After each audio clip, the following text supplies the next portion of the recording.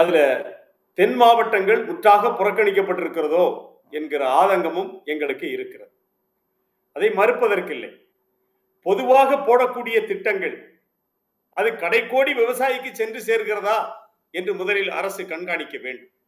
நிறைய விஷயம் நம்ம பட்ஜெட்ல பார்த்தோம் சொல்லி கேட்டா நடைமுறைக்கு ஒவ்வாததெல்லாம் இந்த இந்த நிதிநிலை அறிக்கையிலே சொல்லப்பட்டிருக்கிறது. அதற்கு முன்பாக சட்டமன்றத்திற்கு இந்த வேளாண் நிதி நிலைமை அறிக்கையை தாக்கல் செய்வதற்காக வந்த அமைச்சர் அவர்கள், மரியாதைக்குரிய அண்ணன் பன்னீர்செல்வம் அவர்கள் பச்சை துண்டு அணிந்து வந்ததோடு திமுக சட்டமன்ற உறுப்பினர்கள் அத்தனை பேரும் பச்சை துண்டு அணிந்து வந்து இந்த விவசாய கூட்டத்திற்கு பெருமை சேர்த்தமைக்காக முதலில் நன்றியை தெரிவித்துக் கொள்கிறேன்.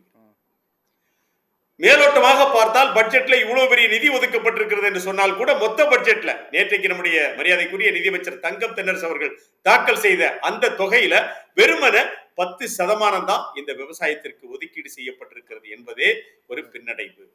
நாங்க என்ன கேட்கிறோம்? 20% நிதி ஒதுக்கீடு செய்யப்பட வேண்டும் கேட்கிறோம். 20% நிதி ஒதுக்கீடு செய்யப்படணும். ஏனென்று கேட்டால் இந்த உழவன் இல்லை என்று சொன்னால் இந்த உலகம் இல்லை, இந்த உலகம் இயங்காது என்கிற அடிப்படையிலே அடுத்த ஆண்டிலாவது என்ன செய்ய வேண்டும்? 20% ஒவ்வொரு ஆண்டு அதிகரிச்சு வருது சார். கடந்த ஆண்டு 42,281 கோடி, இந்த ஆண்டு 45,661 கோடி. ஆமா, போதாதுன்றீங்க. ஒதுக்குங்கன்னு சொல்றேன்.